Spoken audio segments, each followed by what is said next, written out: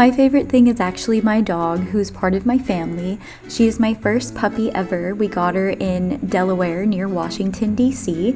She is 3 years old and she is a Labradoodle. We picked her out in amongst 8 other dogs that they had in their litter.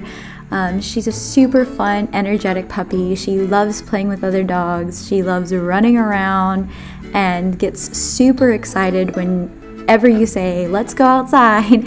She has such a fun time running and being outside.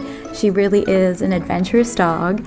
She loves playing with all the toys that I get her. This chicken one is one of her favorites. I thought it was so adorable, I couldn't pass it up, and she has loved it ever since.